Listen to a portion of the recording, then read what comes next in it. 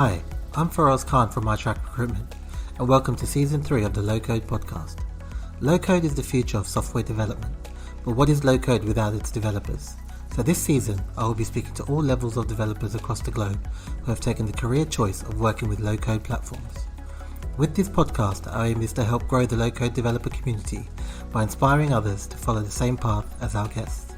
There is a severe shortage of resources in this area, and we are looking to help bridge that gap by raising interest and awareness amongst developers to look at this exciting technology. So let's get started.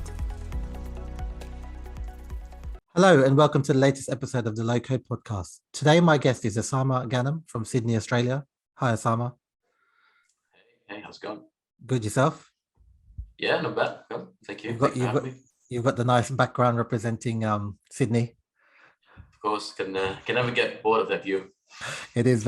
I have to say, when I went to see it a few weeks ago, it was quite grey compared to your picture. Yeah, I mean, it's rare these days that you get that clarity of blue. Unfortunately, this year especially. Yeah, but, it's always a wonder to behold. Usually, when I'm talking to people from London, I'll say it's a rainy day, but today I'm talking from Sydney, and I'm saying it's a rainy day, which is quite surprising. Yeah, nothing new there, unfortunately. Yeah. So you're an OutSystems tech lead, trainer, and ambassador. So I thought you'd be a good guest to get on the podcast and speak to. I think you're our second guest from Australia, from as long as we've been doing it. So it'd be good to kind of start off with a bit of introduction to yourself. Sure. So my name is Ossama. I am originally Lebanese. I'm from Lebanon, but I lived in Kuwait all my life. Used to live in Kuwait. I moved to Australia in 2014 to pursue my studies. I started my university degree in 2014, which was a Bachelor of ICT, Information Communication Technology, Engineering. In 2016, so midway through my studies, I very luckily stumbled across OutSystems. So I haven't finished my degree yet. I wasn't a graduate yet when I first got to see and learn about OutSystems. And then by 2017, I've finished my degree. I've already started working in the industry in Australia with an OutSystems partner. And that's what kicked off my OutSystems career, I guess. From there, I worked with another OutSystems customer and then moved to where I'm currently working, which is another OutSystems partner at PhoenixDX here in Sydney. So how did you kind of just stumble? What year was it? And, how did it kind of just come across? So it was 2016. I just finished my second year at uni. And if I'm not mistaken, memory serves right, it was the first year where UTS, which is the university I was studying at, switched from 3 semesters to 2 semesters. So we had for this particular year, we had a longer break between the two years. It was 3 months. So I decided to go back to the Middle East, to Kuwait, to visit my family. And I thought to myself, 3 months is going to be a very long time not to be productive. Yeah. So I was lucky enough to get an internship at a company called ATC back in Kuwait, Advanced Technology Company. And I recall before going to ATC, like one day before, I was reviewing all the notes I've been studying at uni of the Java development best practices. Working in a team, etc. I was very excited for this. And I first day at ATC, I get introduced to something called OutSystems, and apparently it was this visual development platform which they used to develop all the in-house applications. They didn't do any traditional development. No Java. no Java, no .NET, no C#. And of course, having studied for 2 years, Java and some of the basic of programming, it wasn't something that I completely grasped the concept of immediately. But it turned out that ATC was back then an exclusive OutSystems partner, which meant if anyone in the region wanted an OutSystems license, they would go through them. Came to them, okay. And and I had the great experience with a lot of potential organizations and companies which are interested in OutSystems in the region. Come to ATC run demos of OutSystems and showcase the how powerful OutSystems is and what you can achieve and what you can do, etc. So having the opportunity to sit through those demos and those showcases of the platform made me wanted to investigate a little bit more and see what's the deal with this OutSystems platform. Why haven't I heard of it before? Yeah. So I started working on my own personal projects on OutSystems, just trying to discover the platform and see what it can do. And by the end of my time at ATC, just before I wanted to fly back to Australia to continue my studies, I picked up the certification, the traditional developer certification, I think. Yeah, back then.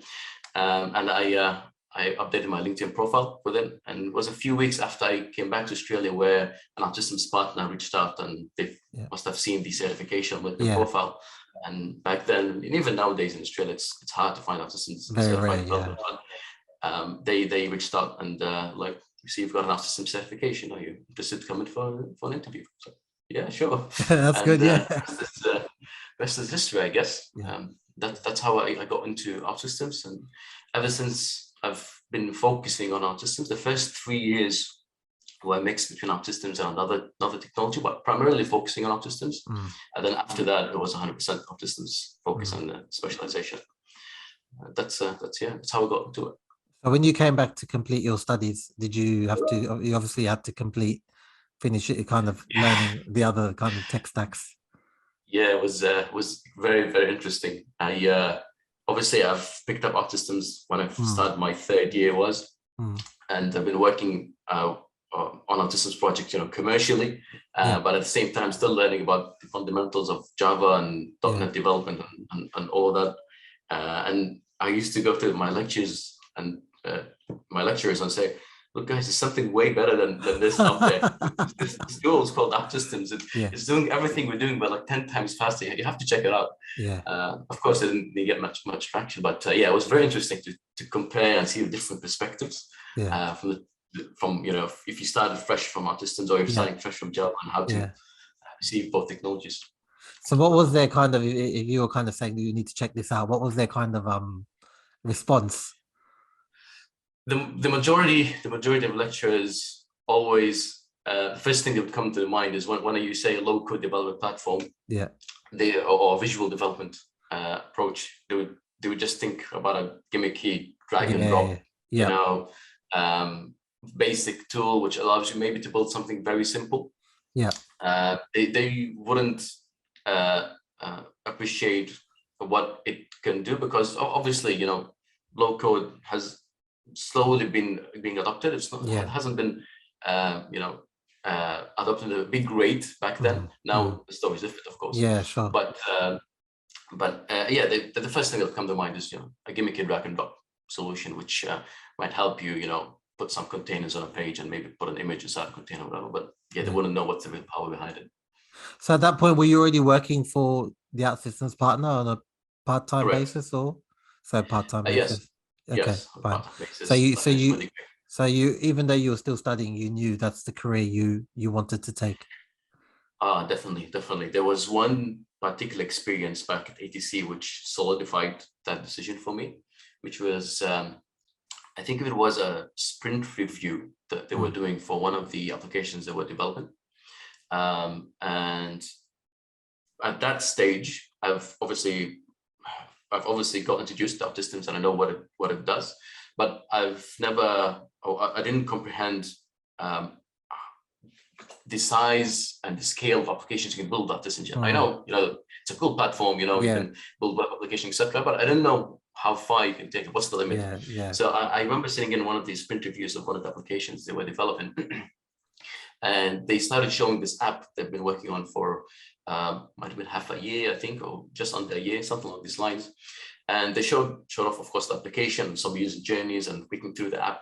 And then they showed us behind the scenes in OutSystems and how it was built in OutSystems. And I was completely blown away. This application was adopted by a major government organization back in Kuwait. It was a big customer. And of course, when you're working with big customers, there's high stakes. So the application delivered has to be enterprise level, security wise, and design wise, user experience wise, etc. So the application that was showcased, I couldn't believe that this is something I can build with OutSystems. You can go that far. And ever since, I've had that image stuck in my head, and I knew, the limit is way higher than I originally Yeah. anticipated when I first got into OutSystems, and that's how it kept me going. That's what kept me going with OutSystems, to be honest. And whilst you were studying, did you kind of, obviously with your peers, did you share kind of OutSystems and try to kind of get them on board as well? Yeah. I remember a few times where um, we had to automate something, or we had to build something, and they weren't very strict about what technology they used. And I would always, use OutSystems to do it. And I would always, finish first, and Yeah. always try to work smarter. Yeah. And OutSystems always allow me to do that. Mm. So I remember a few scenarios where I would show this tool to some of my colleagues and say, look at this, and look how fast you can build this, etc. There were a few times like that. Yeah. Did you get any pushbacks from, I'm assuming if you're in a classroom of people, we speak to people who obviously are against low code, there might be Java, .NET, where they always have an answer for something. I used to talk to those people a lot, just because there were a lot more of those individuals that are loyal, I guess, to the technologies that they use. Nowadays, I feel that has decreased significantly, or at least in my experience. I haven't been having a lot of those conversations anymore, just because I think low code has become more mature, has been being adopted way more than before, and people are starting to see and realize the true power of low code. This time of page. Yeah. So going back, you said obviously you lived in Kuwait all your life, and then you decided to come to Australia. What was your kind of, is that something you knew you wanted to do, or what was your kind of thought process into making, and why Australia as well? Sure. There were, I think, a couple of reasons why Australia was one of the destinations that I think that worked really well for me, and why I wanted to move here. One, I had a few relatives here, so that was one of the factors that assisted me with that decision. Number two, obviously, I've already made my mind that back then I wanted to go into IT. I want to specialize in technology. Technology is ever changing, moves slow, etc. So I knew I wanted to be in a country where it appreciates that technological evolution, and it's always up to date with technology standards, and it's ahead of the curve. And Australia was one of the top choices for me back then, because I knew from a technological perspective, there's going to be a lot of industry leaders here, and that's the second half of why I think I chose Australia. Yeah, there's a big Lebanese community in Australia, isn't there? There is. There's a few good restaurants as well. Yeah, I know. Yeah, very good restaurants. Cool. And once you kind of relocate, I'm guessing obviously having family helps with the relocation and settling in. My relatives over here. Yeah. My family over here. Yeah, definitely. The relatives over here, supported me from day one, still support me until now. When needed, but they have been a massive motivational source for me coming to Australia. Of course, leaving my family behind in the Middle East and coming to study far away. It's not an easy transition. Of course. But yeah, they were definitely a big factor of thankful where I am right now. And your parents are still there? They are still there. They visited very recently, but yeah, they are still based there. Okay, wow, cool. And okay, that's good to know. And just going kind of, you said you back to university, you started working for an OutSystems partner, then you joined an end client. How was that kind of transition? Because I'm assuming it's quite different, working for an end client than a consulting company. Yeah, it's I think one of the great things, in my opinion, that I've experienced so far was having to see both and experience both perspectives. When I was working with OutSystems partner, one of the great things that that I appreciate was, because with OutSystems partner you work with multiple customers, multiple clients, you get exposed to a lot of people, you work in a lot of industries, because you pick up projects in different domains. So you get to experience obviously working with OutSystems, you also get to experience a lot of sides of OutSystems. You got to experience a lot of different projects, team sizes. You might work in a large team. The second project, you might work in a smaller team.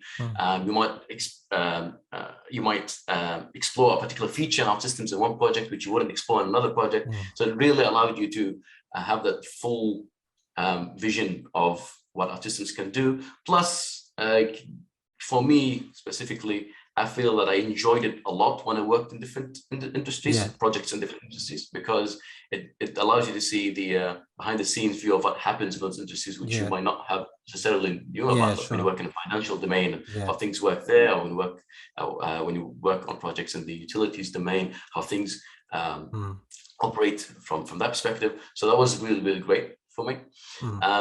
Transitioning over to the customer, the OutSystems customer, I think one of the most standout things I think I can say, especially compared to working with an OutSystems partner, was because you're working on your own applications, you're developing the applications yourself. You tend to have that, more of a close relation, if I can call that, with the application. So you become more invested in, making sure that applications are the best as could be. You always want to improve that application. Of course, there are really more than one, but it's all, talking to one, belonging to one digital ecosystem, which is the ecosystem belonging to this customer. So experiencing building different OutSystems application, but living all within one digital ecosystem, how to architect all of that, the overlap between the different applications you might work with, all serving one goal, one set of end users, etc. So that experience is definitely something that I've felt and gained way more working with a customer compared to a partner. I guess also when you're working with the customer, your ideas are a lot more are taken into kind of, consideration a lot more than when you're consulting. That is true. That is true. So of course, working at a customer, you and the customer organization itself would generate the ideas. Whereas, of course, when you work with a partner, working with different organizations, they would be the main source of ideas and requirements, etc. But there would be collaboration, of course. But yes, you're right. Working with the customer, you'd have a little more flexibility, I guess, in what you can do, what you can experiment with, what you can't experiment with, etc. And now you're back on the partner side. So what was your was that something you thought, I want to go back into that, or it was just an opportunity that came by? Or I think tying this back into the reason I mentioned regarding why I enjoyed working with OutSystems partner, which is getting to experience those different, working with different people, having more of that consultative approach, I guess. That's primarily why I transitioned back over to an OutSystems partner. I really enjoy, keeping things fresh, exploring different ideas, brainstorming ideas with different people, and again, learning the behind the scenes of how the different industries around us work. That's something that really intrigues me, and like I said, keeps things fresh, keeps things different. Working in something on an extremely long time. So yeah, that's primarily why I think I transitioned back. I guess it's also quite good for your career as well, showing that you're well-rounded, working on a number of different domains. There's definitely an advantage, I think, to that. I know for a fact that some organizations, I haven't experienced that yet, but some organizations, they would specifically list out, we're looking for members of the team. They specifically list out, for example, individuals who have worked on projects in the healthcare sector, or something, exactly, or individuals who have experience working on financial projects. So yes, that definitely help me check those boxes if I want to call it that. Cool. That's really good. And I saw I checked out your personal website, which I thought was pretty cool. A lot of people don't have that kind of setup, so I thought that was really nice. The way you presented it's really, really good. Cheers. I am trying to I'm slowly switching it up to have it more systems focused. Yeah. So some a lot of the materials and articles Mm. that I've been publishing, I want to host them on that site as well. I want to try to get knowledge as much as possible out there and assist the community, which assisted me when I was in my early stage of autism. So at least So I can do are you quite active on the community? in a few streams, I would say so. So in terms of from an article writing perspective, I have published 3 or 4, I think, in the last 3 or 4 months. Yep. I have also been involved in a few user groups and events, online events as well. Again, in the past 6 months, and there's an event as well coming up. The Cloud Innovation Summit. Yeah, I saw your post. Yeah. Which I'm very excited about and looking forward to. So those are the 2 main streams I focus on. Of course, got a couple of Forge components and sometimes try to assist with the forms as well, but there are way more prompt MVPs out there, which makes it a little bit difficult, but get the knowledge out there fast, which is great, of course. So you're also an ambassador. So how did that come across?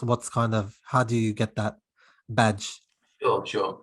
So OutSystems Ambassador Program is a very exciting and unique, I think, program which OutSystems put together. And essentially, the way to become an ambassador is to be working on a project for an OutSystems client. So let's say I've got a client which has purchased an OutSystems license. If you're a senior developer or a tech lead at that particular project, then you would be qualified to apply to become an ambassador. And essentially, the ambassador group consists of members within that same kind of experience, and we share thoughts. There are ambassador-specific events where it's created by ambassadors for ambassadors, and most importantly, I think we share experiences from the projects that we are working on and how we can benefit each other, and just shedding some light on some things that particular ambassadors didn't think about what others did, and vice versa. So it's a very healthy community, I think, where individuals which are working with clients come together and discuss OutSystems really, and have real use cases to back up those discussions. Okay, and you're also a trainer now. I think is that your most recent achievement? I would say so. I think. Yeah. Becoming a certified OutSystems trainer. So is that something you were quite keen to do? Oh, definitely. I think ever since I've transitioned to this wanted to give back mentality when it comes to OutSystems and the OutSystems community, and my passion towards the OutSystems Linux community, I really wanted to elevate how I can give back. And I think becoming a trainer was one of the things that would assist me to do that. Teaching and getting new developers interested in the OutSystems platform is definitely something that would help grow this community and nurture this community, and definitely something that I'll be looking forward to doing and continuing to pursue this trainer journey. So is that something that started already, or that's something you're kind of in the motion?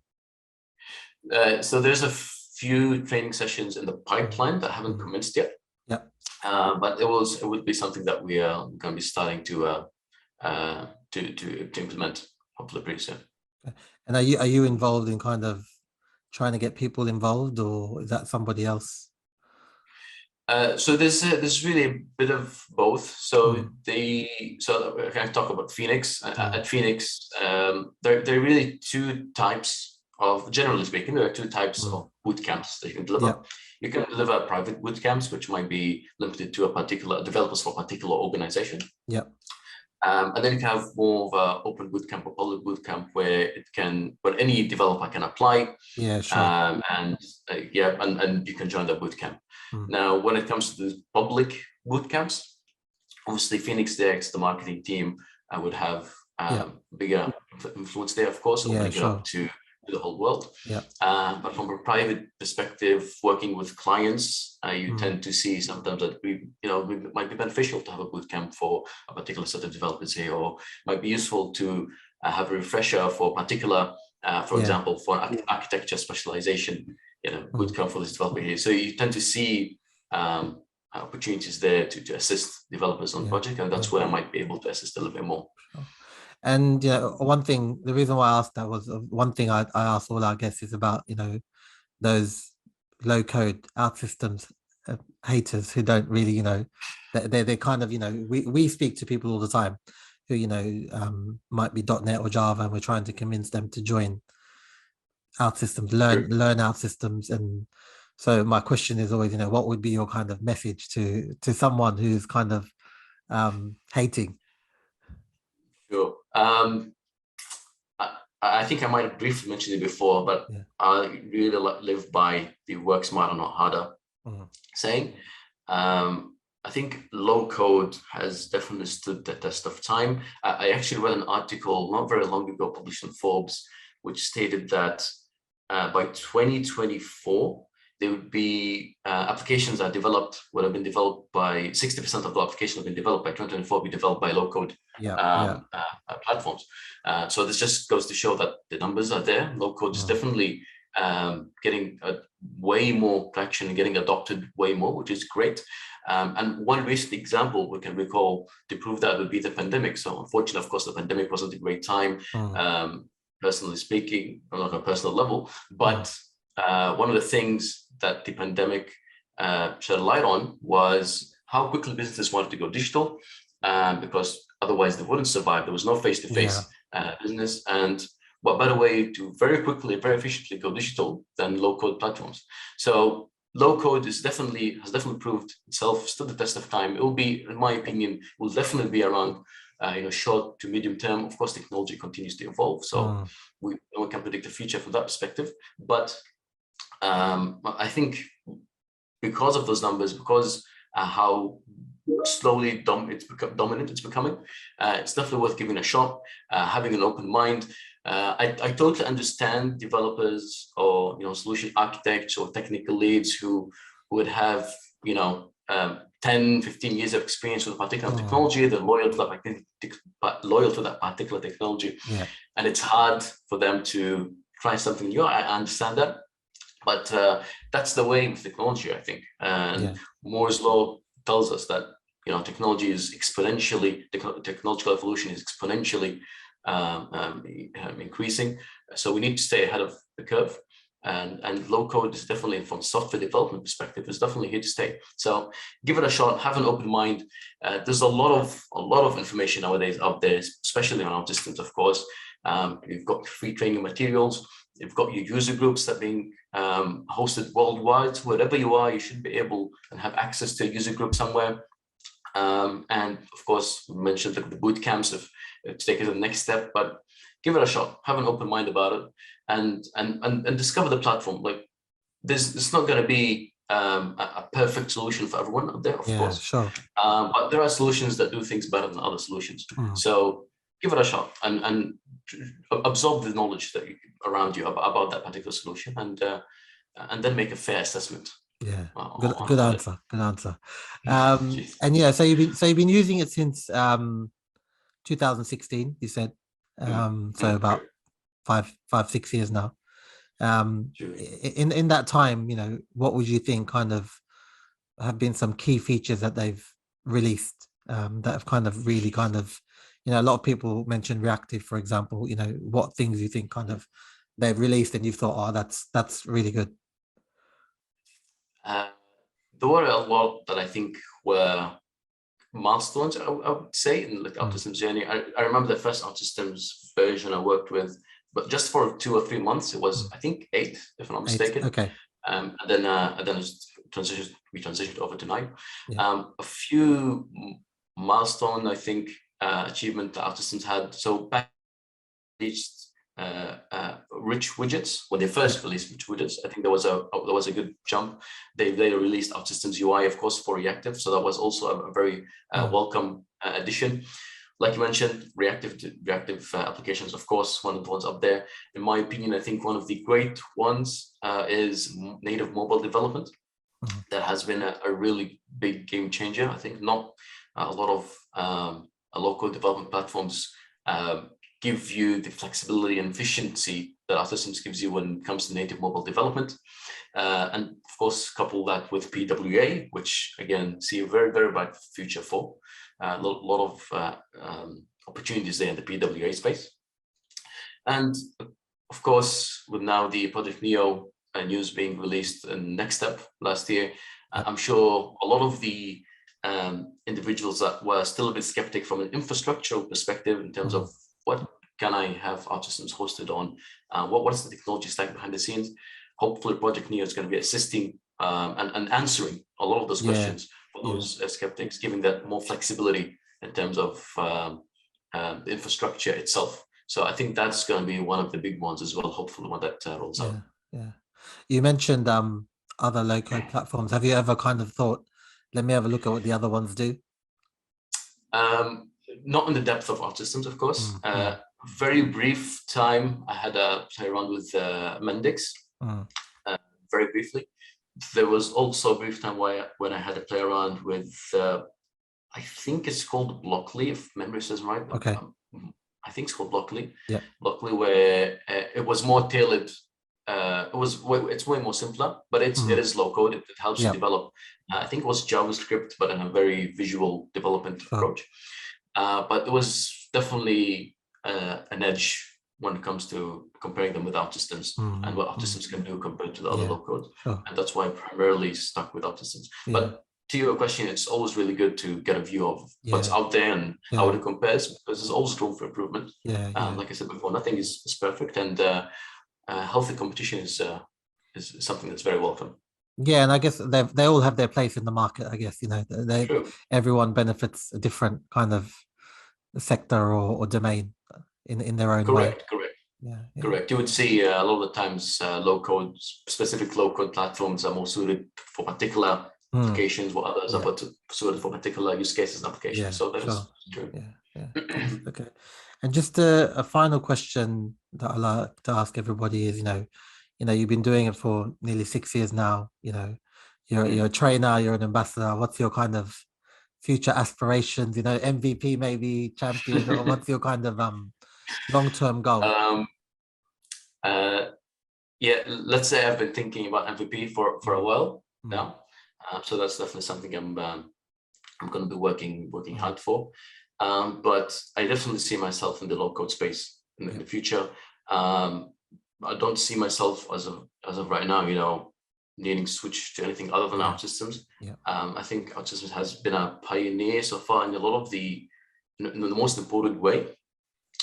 So definitely continue specializing in low code, continue specializing in OutSystems, specifically getting the message out there, trying to have more platforms to be able to get the message and reaching more platforms to get the message out there. And hopefully as a trainer, able to onboard developers worldwide into OutSystems. So that'll be cool. Well, hopefully once you train them up, I can help them find a job. So I will reach out. If you don't hire them yourself directly, I'll help them find the job. Well, it was great speaking to you.